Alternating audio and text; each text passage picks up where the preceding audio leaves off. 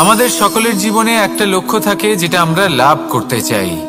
ঠিক যেন একটা প্রতিস্পর্ধা বিদ্যমান যে কে সব থেকে আগে নিজের লক্ষ্যে পৌঁছতে পারবে। আর সেই জন্য আমরা সকলেই খুব তাড়াতাড়ি এগোতে চেষ্টা করি, বড় এবং দীর্ঘ পদক্ষেপ ফেলি যাতে তাড়াতাড়ি নিজের লক্ষ্যে পৌঁছতে পারি। কিন্তু এক অত্যন্ত গুরুত্বপূর্ণ বিষয় আছে, সবসময় লক্ষ্য সামনে থাকবে না, কখনো কখনো তা খুঁজতে হয়। এই যাত্রা খুব কঠিন হতে পারে, আর ঠিক এই কারণেই সবসময় দ্রুত গতিতে চলা বা তাড়াতাড়ি পথে চলা সেটা আবশ্যক নয়। তার থেকেও বেশি গুরুত্বপূর্ণ হলো ভেবেচিন্তে তারপর পথ চলা। যদি ভেবেচিন্তে পদক্ষেপ ফেলেন, চলতে পারেন, তাহলে সেটাই সর্বশ্রেষ্ঠ পদক্ষেপ। কখন কোন দিকে যেতে হবে, কখন কোথায় দিক পাল্টানো যাবে না, কখন গতি বেশি রাখতে হবে, কখন কম, কখন থামবো, কখন চলবো, এই সব কিছুর বিষয়ে জ্ঞান অত্যন্ত গুরুত্বপূর্ণ এবং ভেবে চিন্তে চলতেই হবে। সেই জন্য শুধু তীব্র গতিতে সামনে এগোলে চলবে না, ভাবনা চিন্তা করে এগোতে হবে। আসুন আমার সাথে ভালোবেসে বলুন, রাধা রাধা। পায়েস হলো আমার বিশেষ প্রিয়। এর মধুর স্বাদ মনকে প্রফুল্ল করে তোলে। ছোটবেলায় মা আমার জন্য পায়েস বানাতেন এবং আমাকে বলতেন যে গরম থাকতে থাকতে খেয়ে নে কানাই, ঠান্ডা হয়ে গেলে ভালো লাগবে না। কিন্তু আমিও দুষ্টু ছিলাম, ঠান্ডা হওয়া পর্যন্ত অপেক্ষা করতাম, আর ঠান্ডা হয়ে যাওয়ার পরে মার কাছে যেতাম আর ওনাকে বলতাম যে মা, পায়েস তো ঠান্ডা হয়ে গেছে, এটা গরম করে দিন। তখন মা হাসতেন আর বলতেন যে পায়েস না হয় আমি আবার গরম করে দেব কানাই, কিন্তু এর মধুর স্বাদ, সেই মিষ্টত্ব, সেই সুবাস, সেটা আবার ফিরে আসবে না। কথাটা সত্যি, আর এই সত্যটাই আমাদেরও জীবনের সত্য। আমাদের জীবনের মধুর সম্পর্কগুলি, এতে যখন কটুভাব প্রবেশ করে তখন সেই মিষ্টত্ব ফিরিয়ে আনা প্রায় অসম্ভব ব্যাপার হয়ে যায়। আপনি চেষ্টা করে সেই সম্পর্ক ঠিক করতেই পারবেন, তার জন্য অগাধ পরিশ্রম করতে হবে, কিন্তু আবার সেই মিষ্টত্ব কখনো ফিরে আসবে না। সেই জন্য আপনার জীবনের যে মধুর সম্পর্ক আছে, যতটা সম্ভব চেষ্টা করুন তাতে মিষ্টত্ব বজায় রাখতে। কটুভাব আসতে দেবেন না। আসুন আর আমার সাথে মধুর স্বরে বলুন, রাধা রাধা। শব্দ, শব্দ আসলে কি? শুধুই কয়েকটি অক্ষরের সমষ্টি, নাকি আমাদের বাণী? এই শব্দ এমন এক শক্তি যা কাউকেই নিজের বশবর্তী করে ফেলতে পারে। শব্দ এমন এক অস্ত্র যা কাউকে ক্ষত বিক্ষত করে দিতে পারে। এই শব্দ হলো একটি নাদ স্বরূপ যা কোনো ঘুমন্ত ব্যক্তিকেও জাগিয়ে তুলতে পারে এবং নিজের লক্ষ্যের দিকে অগ্রসর করতে পারে। শব্দে এত শক্তি আছে যে কারোর মনে এতটা আঘাত দিতে পারে যে সে হয়তো জীবনে আর কখনো এগোতেই পারল না। তাহলে এই শব্দের প্রয়োগ খুব ভেবে চিন্তে করবেন। এবং এই শব্দের মতোই হলো নীরবতা। অনেক সময় এই নীরবতা আমাদের সহায়ক হয়ে ওঠে, অনেক সময় এটা আমাদের অনুশোচনাকে অনেক বেশি বাড়িয়ে তুলতে পারে। ভীষ্ম পিতামহ, অঙ্গরাজ কর্ণ, যখন দ্রৌপদীর বস্ত্রহরণ হচ্ছিল তখন এনারা নীরব ছিলেন। দুর্যোধনের বিরোধিতা করেননি, ওকে বাধা দেননি। আর তারপর কি হলো সেটা আপনারা সকলে জানেন। দেখতে গেলে নীরবতা চুপ করে থাকা, কিন্তু যদি কোনো দুষ্টের সামনে চুপ করে থাকেন, যদি তার বিরোধিতা না করতে পারেন, তাহলে এই নীরবতাই অনেক বড় পাপের আকার ধারণ করে। মনে রাখবেন আর আমার সাথে ভালোবেসে বলবেন, রাধা রাধা। আভূষণ, কার না ভালো লাগে এই আভূষণ? আমরা পরিশ্রম করি, ধন অর্জন করি আর আভূষণ কিনে থাকি, কখনো নিজের জন্য, কখনো বা তাদের জন্য যাকে আমরা ভালোবাসি, বা তাদের জন্য যাকে আমরা সম্মান করি। হয়তো সেই জন্যই সীতা চূড়ামণি ধারণ করেছিলেন এবং আমি সামন্তকমণি। কিন্তু এটাই কি সেই প্রকৃত আভূষণ যা আপনার মূল্য বৃদ্ধি করে? না। শ্রীরামের আভূষণ হলো ওনার নম্র ভদ্র ব্যবহার। মাতা সীতার আভূষণ হলো ওনার সততা, ওনার নিষ্ঠা, ওনার ত্যাগ। অর্জুনের আভূষণ ছিল ওনার একাগ্রতা। রাধার আভূষণ ওনার প্রেম। এই আভূষণ কোথাও নেই, আপনার মনে আছে। যদি আপনার মনে মিষ্টতা থাকে, তা শান্ত হয়, তাতে সততা থাকে, নিষ্ঠা থাকে এবং প্রেম থাকে, তাহলে আপনার অন্য আর কোনো আভূষণের কোনো প্রয়োজন নেই। আপনি যতই ভিড়ের মাঝে থাকুন, আপনার ঔজ্জ্বল্য চোখে পড়বে। আসুন আর আমার সাথে ভালোবেসে বলুন, রাধা রাধা রাধা। আমাদের কাছে সবকিছু থাকলেও অনেক সময় আমরা আরো কিছু পাওয়ার প্রত্যাশা করি।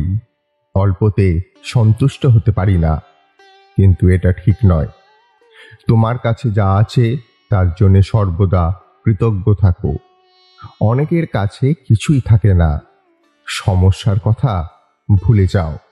জীবনে সফল হতে চাইলে যেসব সমস্যার মুখোমুখি হয়েছ তা ভুলে যাও এবং অধিকাংশ সময়গুলি থেকে যে শিক্ষা পেয়েছ তা কখনোই ভুলো না। বর্তমানের দিকে মনোযোগ দাও। আমরা অনেকেই নিজের পুরনো সময় মনে করে কষ্ট পাই আর ভবিষ্যতে কি হবে তা নিয়ে ভাবতে থাকি। এই পরিস্থিতি নিয়ে ভগবান শ্রীকৃষ্ণ বলেছেন, অতীত নিয়ে ভেবে লাভ নেই, ভবিষ্যতের স্বপ্নে হারিয়ে যেও না, বর্তমানের দিকে মনোযোগ দাও। যারা ভালোবাসে তাদেরকে কখনোই ভুলো না। গতকাল যে আপনাকে কষ্ট দিয়েছে তা আজ ভুলে যান, তবে যারা আপনাকে সবসময় ভালোবাসে তাদেরকে ভুলেও ভুলে যাবেন না। সবার সাথে মিলেমিশে থাকুন। একটা প্রদীপের মাধ্যমে হাজারটা প্রদীপকে জ্বালানো যেতে পারে, কিন্তু তাতে সেই প্রদীপের আলো কখনোই কমে যায় না। ঠিক তেমনি সুখ ভাগ করে নিলে কখনো কমে না। অতীতের যে স্মৃতি বা যেসব ঘটনার কথা মনে পড়লে তুমি কষ্ট পাও, মন খারাপ হয়, তা কখনোই মনে রেখো না, সেগুলি ভুলে যাও। বরং বর্তমানে যা তোমাকে আনন্দ দেয় তার দিকে মনোযোগ দাও। সমস্যার সমাধান এইভাবেই হয়ে যাবে। প্রতিটি সমস্যার তিনটি সমাধান রয়েছে: গ্রহণ করা, পরিবর্তন করা আর বাদ দেওয়া। তুমি যদি গ্রহণ করতে না পারো তবে এটা পরিবর্তন করো। তুমি যদি এটা পরিবর্তন করতে না পারো তবে ছেড়ে দাও বা বাদ দাও। বৃথা তর্ক কখনোই করো না। বোকা লোকেদের সাথে বিতর্কে না জড়ানোই ভালো, কারণ এদের সাথে তর্ক করা ভালো সময়ও নষ্ট করার মতো। বিশ্বে এমন কোনো ব্যক্তিকে খুঁজে পাওয়া কঠিন যার জীবনে কোনো দুঃখ কষ্ট নেই। আমাদের জীবন সুখ, দুঃখ, কঠিন সময় এবং ভালো সময়ের একটি চক্র। আপনার জীবনে যদি এখন কঠিন সময় আসে, তাহলে বিশ্বাস রাখুন যে একদিন না একদিন ভালো সময়ও আসবে। সাহায্য করে, কিন্তু বিনিময়ের কিছু প্রত্যাশা করো না। আপনার চারপাশে যারা আছেন তাদেরকে সাহায্য করার চেষ্টা করুন। কেউ কোনো বিপদে পড়লে তাকে ছেড়ে যেও না সরাসরি, তবে কাকে সাহায্য করে তার বিনিময়ে কিছু প্রত্যাশা করা ঠিক নয়। যদি আপনি কাউকে সাহায্য করে থাকেন তবে বিনিময়ে যদি প্রত্যাশা করেন, তার মানে আপনি অধর্ম করছেন। আর শ্রীকৃষ্ণ বলেন, অধর্ম কোনো অংশেই স্থান পায় না। আজকের ভিডিওটা এই পর্যন্তই। আগামী ভিডিওতে এই রকমই জিনিস নিয়ে আবার আপনাদের সামনে উপস্থিত হব। ততদিন জয় শ্রীকৃষ্ণ। বেশিরভাগ মানুষই এই কথা জানেন যে আমাদের শরীর 5টি তত্ত্ব দ্বারা নির্মিত, যাকে আমরা পঞ্চতত্ত্ব বলি: জল, অগ্নি, বায়ু, ধরিত্রী এবং আকাশ। এবার এই কথা আমরা সকলে জানি, কিন্তু এগুলোর সাথে কিছু গুণ জড়িয়ে রয়েছে যেগুলো আমরা দেখতে পাই না। যদি এই গুণগুলি আমরা আত্মসাৎ করতে শিখে যাই, তাহলে সাক্ষাৎ পরমেশ্বরের দর্শন আমরা পেতে পারি। যদি কথা বলি প্রথম তত্ত্বের, জলের কথা, জল যা প্রত্যেক জ্বলনকে শীতলতা প্রদান করে। এই জলকে দেখুন, যা শুধু প্রবাহিত হতে জানে, থামতে জানে না। জল পাথরের সাথে সংঘর্ষ করতে জানে, যার পথে অনেক বাধা আসে, কিন্তু সে প্রবাহিত হতে থাকে। নিরাকার হলো এই জল, যে কোনো পাত্রেই রাখুন না কেন তার আকার ধারণ করে নেবে। এটাই হলো এর বিশেষত্ব এবং এটাই হলো আমাদের শিক্ষা। কিভাবে প্রবাহমান থাকতে হবে, কিভাবে আমাদের থামলে চলবে না, তাতে আমাদের পথের মধ্যে যতই যেরকমই সমস্যা আসুক না কেন, আমাদের এই জলের মতোই নিরাকার হয়ে যে কোনো পরিস্থিতিতেই প্রবাহমান থাকতে হবে। এই শিক্ষাই জলের থেকে লাভ করুন আর আমার সাথে ভালোবেসে বলুন, রাধা রাধা। আলস্য আপনার আরো একটা অত্যন্ত বড় শত্রু, যা আপনার মনের মধ্যে বসবাস করে আর ধীরে ধীরে আপনার কার্য শরীরের একটা অংশ হয়ে ওঠে। সব কাজে দেরি করিয়ে দেয়, সবকিছু নষ্ট করে দিতে পারে এই আলস্য। এই কাজ আজকে হলো না, কোনো ব্যাপার নয়, কালকে করে নেব। প্রকৃতি আমাদের এটা শেখায় না। ভেবে দেখুন, যদি সূর্য এটা ভাবে যে কাল উদিত হব না, কিছুদিন পরে উদয় হব, তাহলে কি হবে? সমগ্র পৃথিবীর বিনাশ হয়ে যাবে, ঠিক কিনা? দেখুন, এই আলস্য নিয়ে খুব সুন্দর একটা কথা আছে, আলস্যস্য কুত বিদ্যা। অর্থাৎ যিনি অলস হয়ে বসে থাকেন তিনি বিদ্যা লাভ করেন না, জ্ঞান লাভ করেন না, আর জ্ঞান না থাকলে তিনি ধন অর্জন করতে পারেন না। তার জীবনে সুখ স্বাচ্ছন্দ্যের অভাব থাকে, বন্ধুর অভাব থাকে। যেখানে সুখ স্বাচ্ছন্দ্য নেই, মিত্র নেই, আপনজন নেই, জ্ঞান নেই, সেখানে আনন্দ কিভাবে বাস করতে পারে? সেই জন্য কথায় আছে, যিনি কর্ম করেন তিনি এই সংসারে যে কোনো সুখ স্বাচ্ছন্দ্য ভোগ করতে পারেন। তাই কর্ম করুন, সময়কে সম্মান করুন, আর এই আলস্যের উপর বিজয় লাভ করুন। আর আমার সাথে ভালোবেসে বলুন, রাধা রাধা। জীবনে যদি আপনি বন্ধু লাভ করতে চান, তাহলে আপনাকে অনেকগুলো কাজ করতে হবে।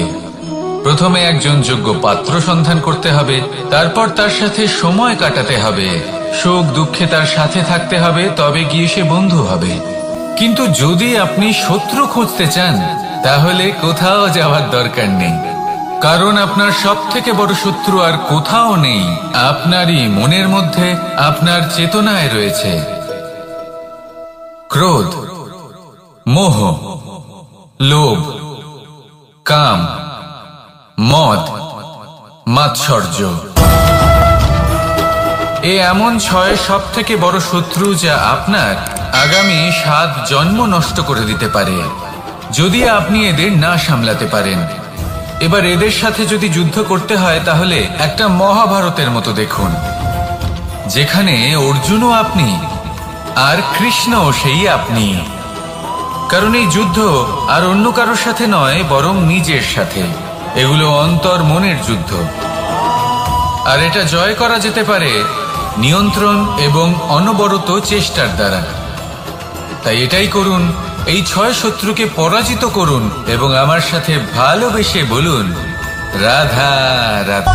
বায়ু পঞ্চতত্ত্বের মধ্যে তৃতীয় তত্ত্ব। কেউ একে সমীর বলে, আবার কেউ একে পবন বলে। প্রথম কথা হলো এটাই যে এই বায়ু আমাদের জীবন দান করে প্রতিদিন, প্রত্যেক মুহূর্তে। এই বায়ুর কারণেই আমরা নিঃশ্বাস নিতে পারি, জীবিত থাকতে পারি। এই বায়ুই হলো সেই যা সকল মেঘেদের একত্রিত করে একটি স্থানে আর বর্ষা ঘটায়। আর এই বর্ষার কারণেই এই ধরিত্রীতে অন্ন উৎপন্ন হয়। এই বায়ুকে দেখুন, কখনো এতটা সৌম্য যে আপনার কোনোই তফাৎ বোধ হয় না, আর কখনো কখনো এমন রূপ ধারণ করে ফেলে যে অনেক বড় বড় পর্বতের আকার পর্যন্ত বদলে ফেলে। এটাই হলো বায়ুর বিশেষত্ব। বায়ু শেখায় যে সময়ের সাথে সাথে বইতে থাকো, সকলকে জীবন দান করো, সকলকে সাহায্য করো, কিন্তু যখন বিপদ সামনে আসবে তখন দৃঢ় হয়ে সম্মুখীন হও। বাধা অনুযায়ী নিজেকে গড়ে নিতে হবে, আর কখন কতটা কঠোর হতে হবে আর কখন কতটা সৌম্য হতে হবে এটা বায়ুকে দেখে শিখুন, আর আমার সাথে ভালোবেসে বলুন রাধা রাধা। পঞ্চতত্ত্বের মধ্যে দ্বিতীয় তত্ত্ব হল ধরণী, ভূমি, যাকে আমরা ধরণী মাতা বলি। এই ধরণী ধৈর্য ধারণ করে, আর এর ওপরেই আমাদের সমগ্র সংসার নির্ভরশীল। কারণ এই ভূমি সহ্য ক্ষমতা রাখে, এর সহ্য ক্ষমতা হলো অপরিসীম। সন্তান যতই আঘাত প্রদান করুক না কেন প্রেম পূর্বক সহ্য করে, আর তার বদলে অমূল্য রত্ন প্রদান করে। সন্তান যদি হাল চালায় তাহলে তার বদলে তাকে অন্ন প্রদান করে। এটাই হলো ধরণী। এবার এর থেকে আমরা কি শিক্ষা পেতে পারি? এটাই যে কারোর জন্য কিছু করা বা কাউকে কিছু দেওয়া মনে কোনো কামনা ছাড়াই। আর এই কথাটা বুঝে যান, যদি কারোর জন্য কামনা না রেখে বা কোনো পাওয়ার আশা না রেখে কারোর জন্য কিছু করেন বা কারোকে কিছু দেন, যদি এটা আপনি শিখতে পারেন তবে আপনি ভালোবাসতে শিখে গেছেন। আর সেই জন্যই এই ধরিত্রীকে মাতা বলা হয়। কারণ মাতা শুধু উনি নন যিনি গর্ভে সন্তানকে ধারণ করেন, মাতা তো উনিও যিনি জীবন বাঁচতে শেখান, যিনি জীবন বাঁচার উদাহরণ প্রদান করেন। তাহলে ধরণীর থেকে এই নিঃস্বার্থ ভাব শিখুন, নিঃস্বার্থ ভালোবাসা শিখুন, আর এই ভালোবাসার সাথেই বলুন রাধা রাধা।